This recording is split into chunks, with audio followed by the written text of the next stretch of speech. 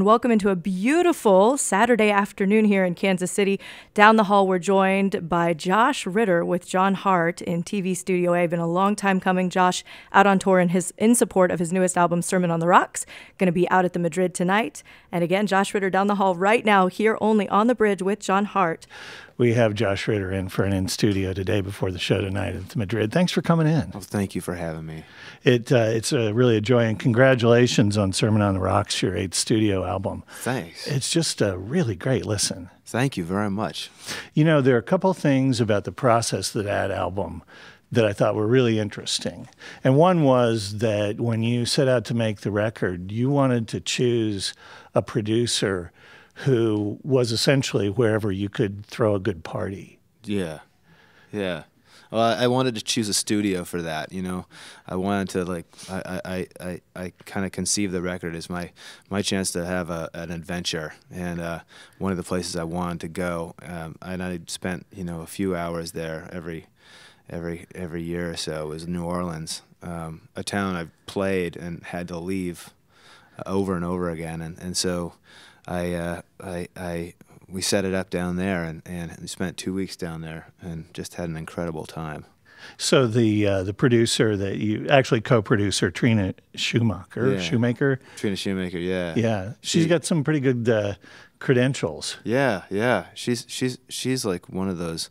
She's a great producer. She's a wild woman, you know. She is not afraid to make crazy choices, and she's got great ideas. I was really lucky to be able to work with her. So you wrote 30 different songs for this one. Yeah. And she sort of went through it and picked out the 12. Yeah, she did. She said, these are the songs. She said, she was saving my ego. She said, these are all great, but these 12 should be on the record. And you go with the producer because you trust their vision, and because you kind of want the adventure. It's a ride. And so I said yes, and we went from there. She sequenced them too. Yeah, she's obsessive about what she does. That's what you like about it. So not only did she sequence them, but then you recorded them in that order. Is that? Yeah. It was a whole different way of making a record. So many times what you do is when you're making a record, you go in and you try and you record quantity. You get as much down as possible, and you add as much as possible to each track. Add as many instruments and ideas as possible. And then when you go to edit and mix, you pull ideas out so that the thing gets more spare.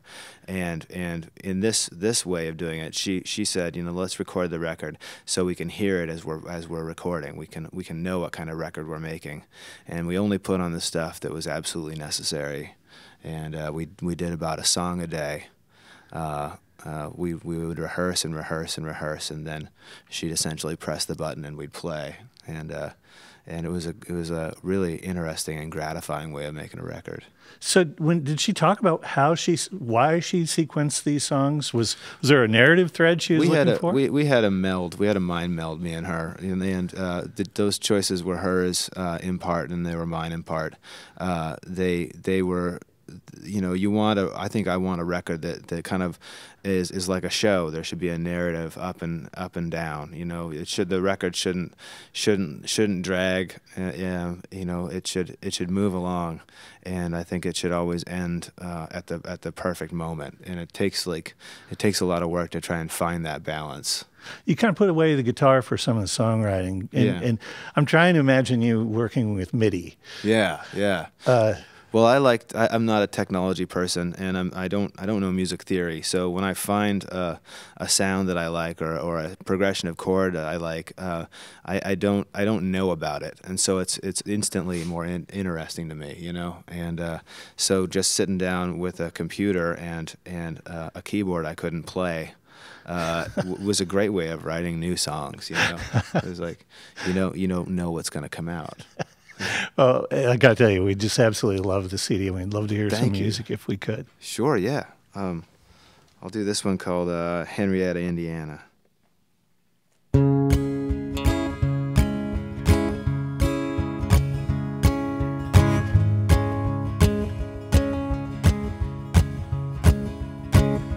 Henrietta, Indiana, Milltown. Locked the factory down and shut it up tight. My daddy and my brother and 1,600 others lost everything they had in the night. Daddy got a taste for the hard stuff. Henrietta, Indiana was dry. And we'd ride out to Putney. He'd tell me he loved me. The drive home was always so quiet. He had a devil in his eye. Like a thorn in the paw, disregard for the law, disappointment to the Lord on high.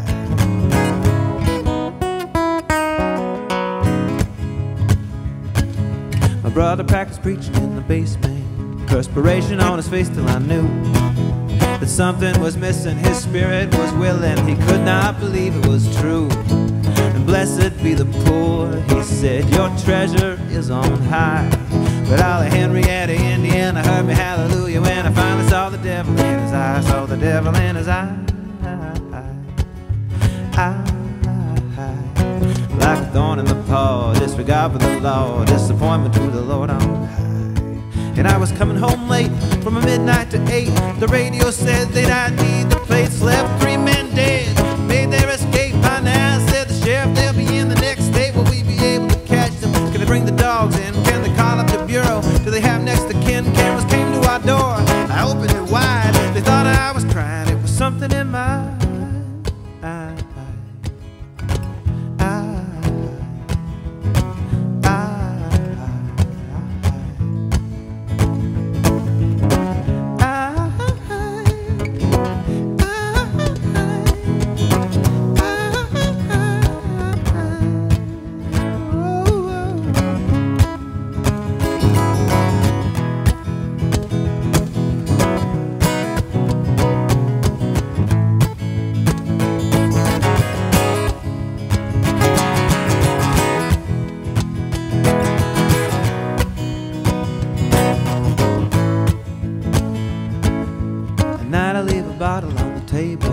Bible open to the Sermon on the Mount.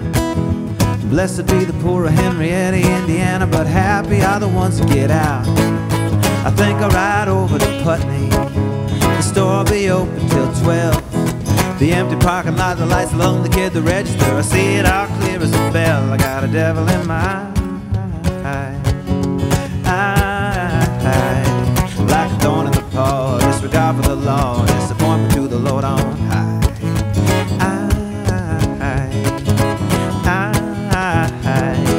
Like a thorn in the paw, disregard for the law, disappointment to the Lord on high.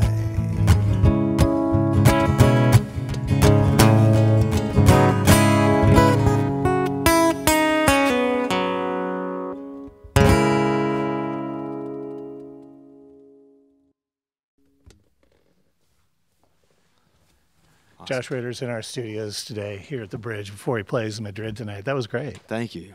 Correct me if I'm wrong. That's from the perspective of a woman. Yeah. Women are kind of all over this record. Yeah, totally. And I don't know why. I mean, I don't think there's, I mean, in that song, I'm not sure why there's no reference to her being a woman, but I just had it in my mind. So we have to thank you, like triply. We always thank artists for coming in because it's an act of generosity and spirit to come in here. But with you, it's even more. You're giving up daddy time. You know, you travel with family, and between your partner and your daughter, you know, I was wondering if maybe you're seeing life more through feminine eyes lately. Well, I'd say that like this is the first tour in 3.5 years that they haven't been with me. My daughter's in preschool, and you know what a rigorous academic schedule that is.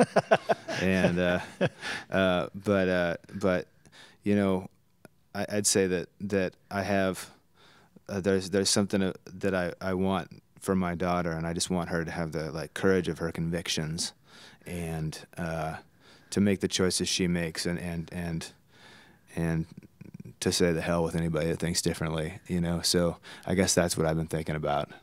Yeah. I've read in a couple of other interviews how, you know, you are very, very aware of the sort of blame the victim attitude that we often exhibit. Sure. Well. Yeah. I think, you know, it's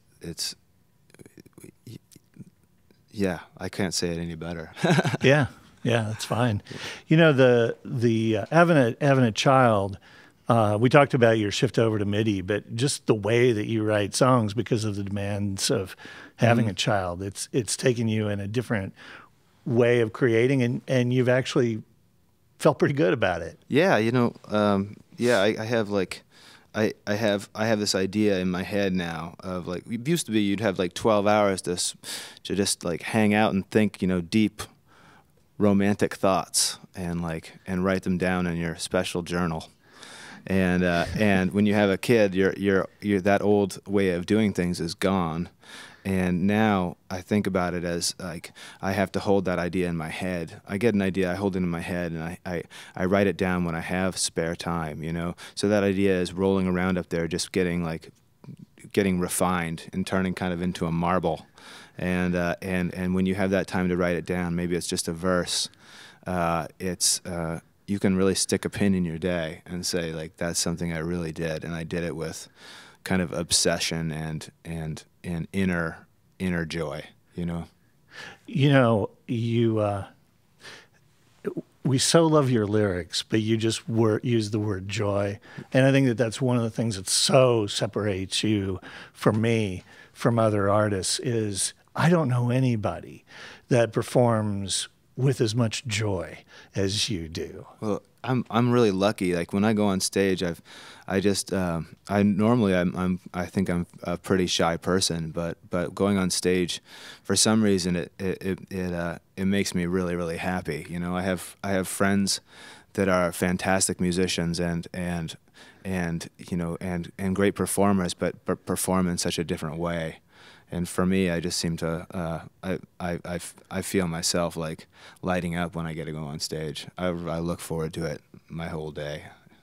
When I got Sermon on the Rocks, I was really happy to see the lyric booklet. Oh, cool. And nice. I know that you really have said that you should be able to read the lyrics. Yeah. And just let that stand on its own. Yeah, for sure. Yeah. Like well, that's my style of writing. I really like the constraints of verses. I like that things rhyme and things have to like the meter has to go right and everything has to work out in a way that you can read it and that you can sing it and it flows. And I think for that reason it gives you like constraints that make the lyrics have to be stronger and more creative because you have to fit like bigger ideas into small spaces. You know, we talked about your co-producer, Trina. I don't think she felt like she'd ever worked with anybody that has many words as you do. Yeah. Sometimes I really want to cram them in, you know? And you know, you mentioned the things and people that inspire you, but the one that you've mentioned a lot for this one that kind of sticks out is Roger Miller. Yeah. And, you know, for a lot of folks, it's sort of like, well, king of the road, but he did a lot more than just that. Oh, yeah. Roger Miller came to me at a moment when I really needed some advice. He was like, I was playing with blocks on the floor, and the song "King of the Road" came into my head, and so I went and I got the Roger Miller discography and put it on, and there's a million beautiful ideas and melodies and he's like a mockingbird. This guy, he can sing and make everything sound like a wink, you know, and he really taught me at a moment when I needed to hear something new. Like a whole nother way of playing. Well, we're going to get to hear you play tonight at the Madrid. It's going to be an amazing show. If you want to know more, joshritter.com is a great place to start. The new album, Sermon on the Rocks, and we'd love to hear some more music if we could. Sure, yeah.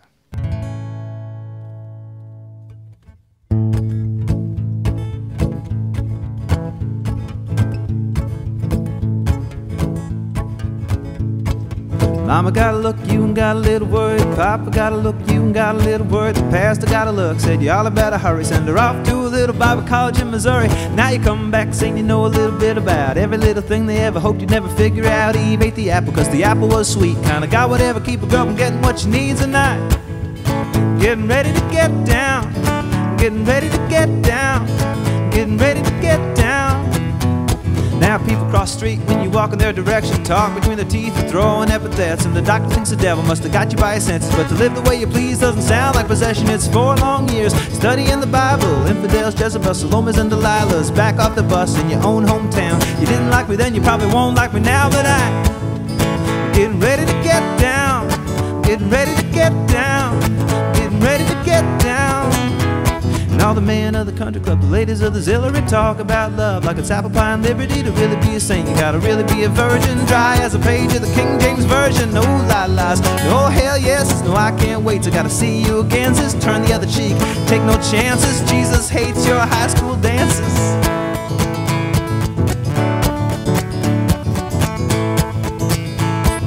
Hates them.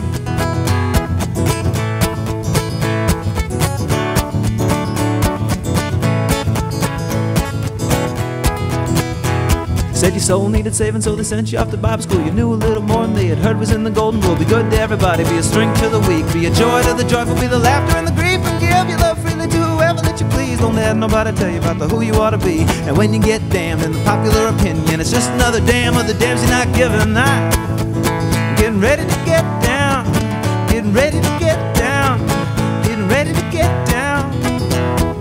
Mama gotta look at you and got a little worried. Papa gotta look at you and got a little worried. The pastor gotta look, said y'all better hurry. Send her off to a little Bible college in Missouri. Now you're coming back saying you know a little bit about every little thing they ever hoped you'd never figure out. The Red Sea, the Dead Sea, the Sermon on the Mount. You wanna see a miracle? Watch me get down tonight. Getting ready to get down, getting ready to get down, getting ready to get down. Getting ready to get down, getting ready to get down, getting ready to get down. Whoa.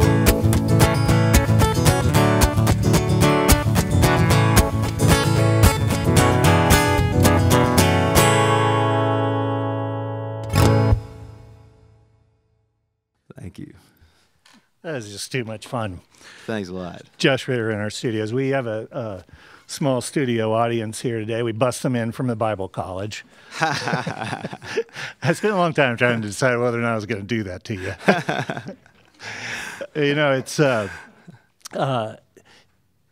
It's funny. You grew up Lutheran, and you're not particularly religious, but at the same point in time, you believe in the golden rule. Sure. And a lot of these religious things are like tattooed on you. Yeah. I read an interview where you were talking about the character in the first song and said, sort of a John the Baptist type, which is a phrase that you're not going to find on online dating services. No. This is something that's really imprinted on you. Well, I there's something about like, whether in whatever tradition or even without like a conventional religious place, like there are people that are wild and say wild things and really shimmy and shake, and those are the people that I think I'm really interested in terms of writing about, and this record especially. Like I thought, like there's a lot of mountaintops. It's always interesting how we, stuff happens on mountaintops, and we even have now, observatories on mountaintops. It's a place you go to find stuff, and I wanted a lot of that on this record. Because there's religious references sort of littered through the album, people have had conversations with you about your own personal beliefs, and sure. You always kind of give them your Kevin Costner and Bull Durham moment, it's sort of like, I think his is, I believe in long wet kisses or something like that. Yeah. But you've got family in there, and well, there's no real dichotomy. You can believe in a lot of things without having to believe in a specific creed. I grew up in a very religious household, and at a certain point, I found that I didn't. There was a lot of things that didn't square for me, but all these songs have religion all over them, it's really interesting. I don't question it because it just seems to happen. But it's also so interesting. Like, songs have to be concise, and stories, like the stories we all know, these universal stories, Cain and Abel, Adam and Eve. You can write about, they stand for larger stories and larger themes, and that can be a really good thing to have in a song. It opens the song up to much wider meanings and interpretations. And so many of these songs are about characters that you find in small towns. Yeah. Where the Night Goes is a song about driving around in a small town. Yeah, yeah. And a song that you had the seed for 10 years ago. Yeah. Yeah, there's songs that come out of nowhere, and you've been thinking about them secretly in the back of your head for years, like a decade, and then they come out all at once. That's the weirdest thing. I wish it happened more often. I like those ones where you don't have to work, I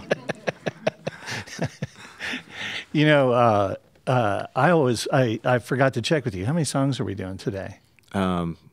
We can do. It's 3, 4, whatever. Yeah, it doesn't matter. Yeah, we can do another. Yeah, for sure.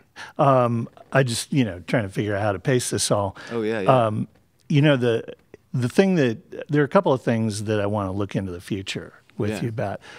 Bright's Passage was a really great read. Thanks. Your first novel, and you're working on the second one, but right now I'm fully in music mode, and there's a time for writing a book, but it's I find it to be more of a sickness than anything, and you have to be prepared to get sick, So it might be a while. So you just need the time to really devote to that one thing, and right now I had to make a choice, but I got a couple crazy things on the go, and I'm not sure where they're going to turn out. You've also started drawing and painting. Yeah, just for fun. It kind of quiets my mind down, and I find that the hours pass in a way that when I'm trying to write and nothing's happening, I get all spun up, and the painting calms me down at night. After the kids in bed, go down to the basement, paint something.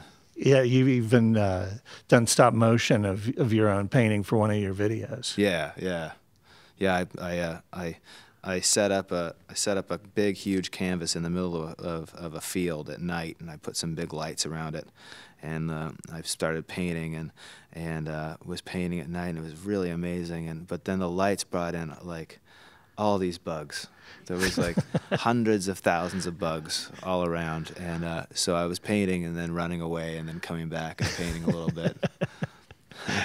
Every one of your albums is a little bit different. We always look forward to the next thing. But Josh Kaufman, who is in your Royal City band, connected you with Bob Weir. Yeah. Josh Kaufman had gotten to know Bob Weir from the Grateful Dead. Real musical icon, and we were all so excited for Josh that he was playing some stuff with Bob Weir, and then Josh brought up the fact that Weir wanted to make a record of kind of like cowboy songs that he like the type that he remembered working in Wyoming when he was young as a cattle hand, and I kind of off the cuff said I will love to write some cowboy songs, and he took me up on it.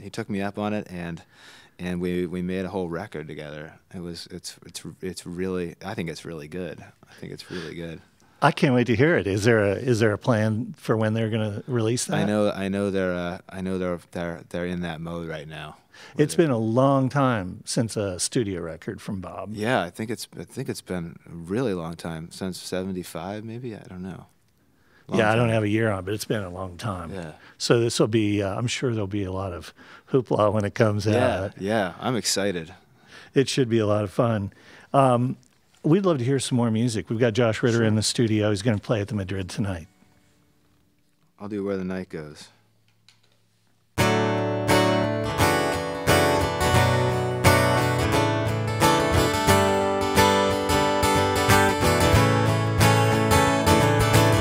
I heard the word from Brenda Lee. You were coming home, she said. Crossed my heart, I could not believe it. Holy hell, you could have struck me dead. But 3 cheers for the grapevine, well, told me you were coming home. Let's see where the night takes us.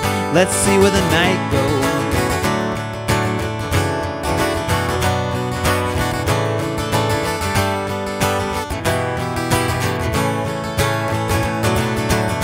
And I admit it's been slow going.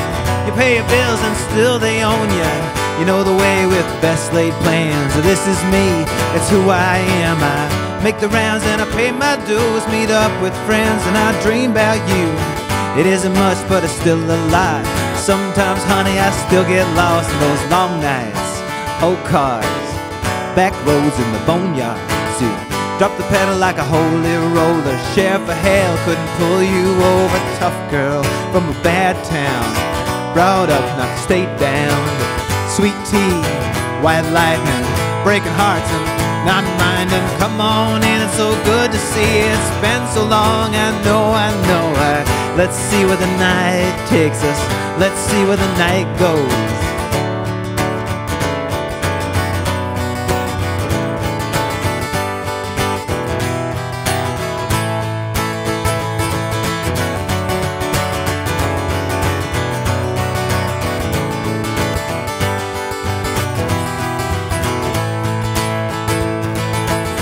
Last I saw you was a Greyhound wait. You said don't be sad and don't be blue. LA is not the destination. Still I believe that I must pass through. I saw your face from time to time. Now you're coming home. Let's see where the night takes us. Let's see where the night goes. Only the lonely know the way I'm feeling. Only the living go to the graveyard grieving. Still we're alive and you're astounded. Feel the pulse of the world pound. Feel the pull of the American darkness. The mountains, the rivers, the fields and harvest. It's all we have and that's a lot. Come on, honey, let's get lost in a long night. An old car, back roads in the boneyards. Drop the pedal like a holy roller. Sheriff of hell couldn't pull you over. Tough girl from a bad town, brought up not to stay down. Sweet tea, white lightning, breaking hearts and not minding. Come on in, it's so good to see you. It's been so long, I know. Let's see where the night takes us. Let's see where the night goes. And a long night, an old car, back roads in the boneyards. Drop the pedal like a holy roller. Sheriff of hell couldn't pull you over. Tough girl from a bad town, brought up not to stay down. Sweet tea, white lightning, breaking hearts and not minding. Come on in, it's so good to see you. It's been so long, I know. Let's see where the night takes us. Let's see where the night goes. Ooh.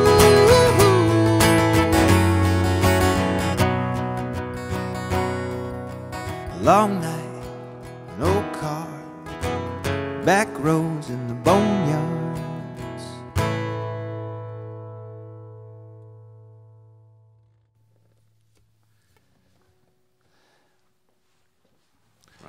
You know, it doesn't happen to me very often, but I just hardly want to talk after that. Thanks. You know?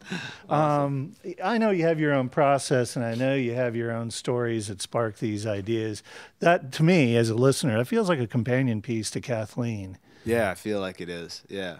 Yeah. I remember when I first got my license, you know, and I would drive around with my friends to all these places out in, you know, the corners of these little towns in Moscow, around Moscow, Idaho, which are all named for Ivy League schools. So we'd go out to Vassar, or we'd go to Harvard, and they were old logging towns, and they would all have like one cafe that it was holding on, you know, and you'd go to it and it felt like such an adventure. Yeah. You know, I'm just going to, you know, doing research, I've tried to keep this, you know, pretty current, but there's one old story that I really wanted to reach back for. Sure. and get your take on it. You sort of got your early start in Ireland. That's where maybe you got your first real sort of hit of like, this could really work. Yeah.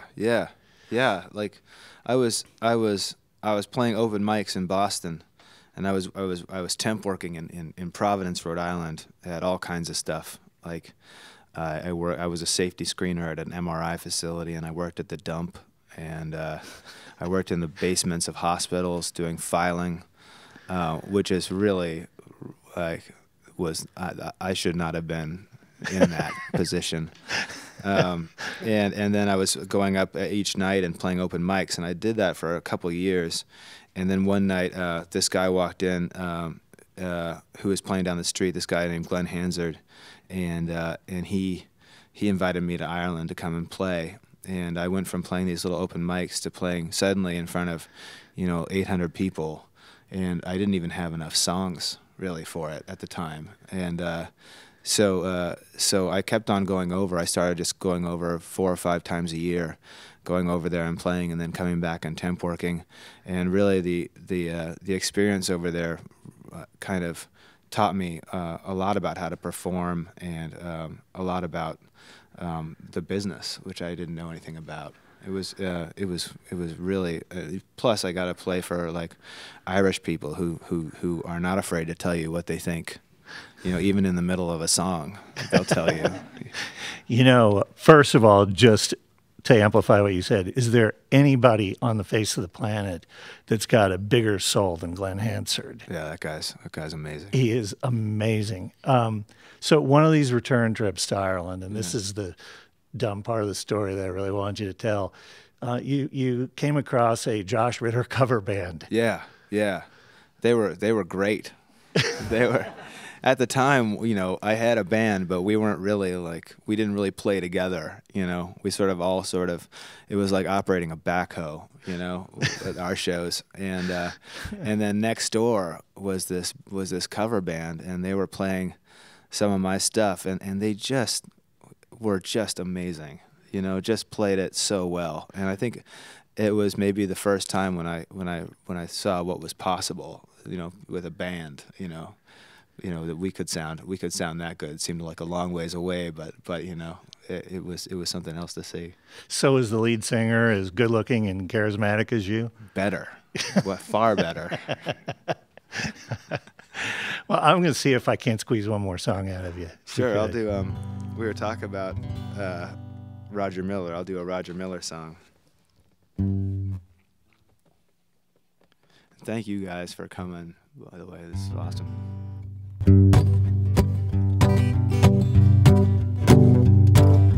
Engine number 9, headed down the railroad line.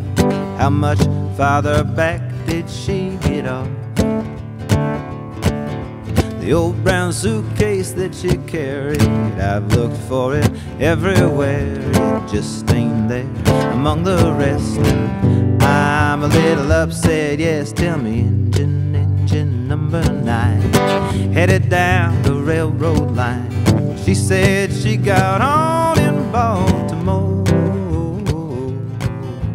110 miles ain't much distance, but it sure do make a difference. I don't think she loves me anymore. I warned her of the dangers. Don't speak to strangers. Did by chance she find new romance? Warm her lips to kiss her, arms to hold her tighter, stirring new fires inside her. How I wish that it was me instead of he who stands beside her. Engine number 9, headed down the railroad line. She said she got on in Baltimore. 110 miles ain't much distance. It sure do make a difference. I don't think she loves me anymore. No, I don't think she loves me anymore. No, I don't think she loves me. I don't think she loves me. I don't think she loves me. I don't think she loves me. I don't think she loves me anymore.